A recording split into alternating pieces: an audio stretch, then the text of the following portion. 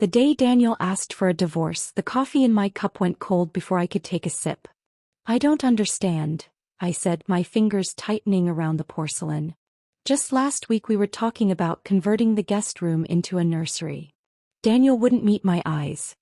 He stood by our living room window, silhouetted against the afternoon light, his shoulders rigid. "Things change, Lena." "What things? Tell me what's wrong." My voice cracked. He finally turned, his face a mask I didn't recognize. "I've been going through the accounts. The company, it's worse than I thought. We're drowning in debt. So we'll fix it together." "We'll?" "No." The word fell like an axe. "The creditors are already circling. If we stay married, they'll come after you too." He slid a folded document across the coffee table. "I've already signed the papers." Mark drew them up. I stared at the divorce decree, the neat black letters swimming before my eyes. "You're choosing money over us?" Daniel flinched as if struck. When he spoke again, his voice was barely audible. "I'm choosing your future." Then he was gone, leaving behind the faint scent of his cologne and the echo of a promise he'd made on our wedding day. "No matter what storms come, we'll face them together." The storm had come. And he'd left me standing in the rain. 1 month later, the phone rang at 3:17 a.m. Mark's voice was raw with grief. "Lena, there's been an accident." The funeral was a blur of black umbrellas and hollow condolences. Daniel's business partner, Richard, kept glaring at me across the grave, his lips pressed into a thin line. "He shouldn't have been on that road near the lake. Too bad we couldn't found his body in the lake." Richard muttered when I walked past. Mark intercepted me afterward, steering me toward his car. "There's more you need to know," he said, handing me a thick envelope. Daniel's final instructions. Inside were life insurance documents with my name as beneficiary, and a single handwritten note. "If you're reading this, I failed to make things right. Forgive me. The house is yours. Whatever happens, don't trust Richard." My hands shook. "What was he involved in, Mark?" Mark hesitated. "The company debts. They weren't just business loans. Daniel suspected someone was embezzling funds. He was gathering evidence the night his voice broke." A sudden wave of nausea overtook me. The doctor's appointment slip in my pocket suddenly weighed 1,000 pounds. I gave birth to Sophie in a hospital room that felt too big, too empty, without Daniel's hand crushing mine through the contractions. When they placed her in my arms, a perfect, squalling bundle with his nose, his stubborn frown, I sobbed so hard the nurses thought I was in pain. I was. Just not the kind medicine could fix. Some nights I'd stare at her sleeping face and hate him. Hate him for leaving me alone. For making me a widow before I was ready. For saddling me with a company in ruins and a mountain of debt he'd known about when he walked out. "I'm choosing your future," he'd said. What a joke. Other nights, I'd curl up with Sophie in the rocking chair, humming the lullaby Daniel used to sing when I couldn't sleep, and ache for him so badly I could barely breathe. The second year Richard showed up.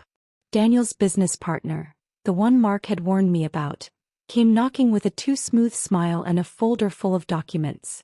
"The board wants to settle the remaining assets," he said, eyes lingering too long on Sophie playing at my feet. "For the child's sake, of course."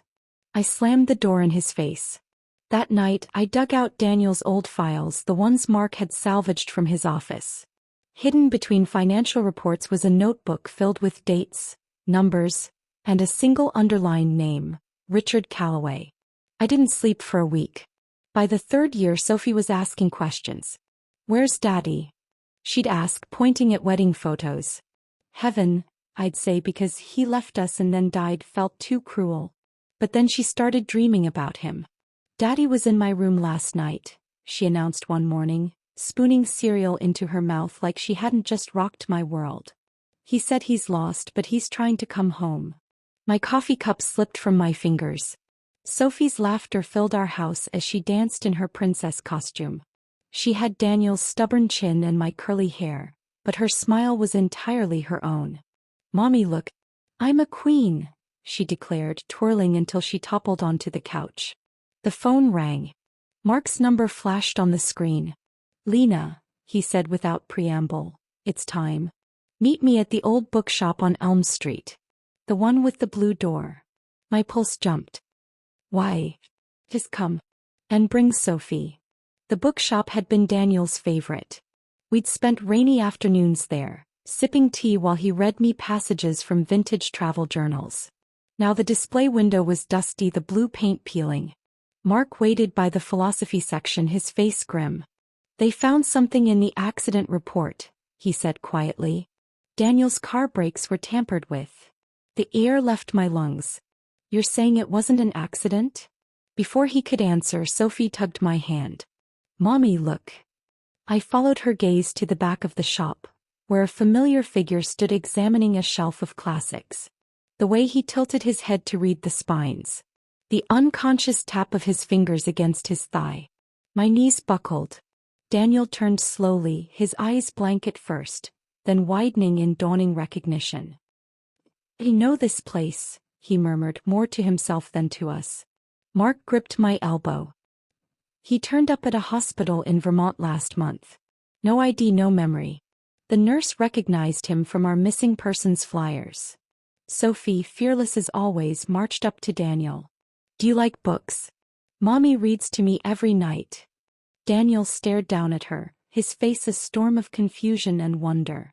When he looked up at me, there was a flicker of something in his eyes, a spark fighting through the fog. Your voice, he said hoarsely. I dream about your voice. The world narrowed to the space between us. I reached out, brushing my fingers against his wrist where his watch should have been. Instead, my fingertips met raised scars, 4 parallel lines, like he'd been clawing at something. Or someone had clawed at him. Mark's warning echoed in my mind. Don't trust Richard. And suddenly I understood why Daniel had really left me. It wasn't just about the money. He'd been trying to protect us from something far more dangerous than debt. Now he was back. And so was the truth, and from now on we will face whatever it comes together.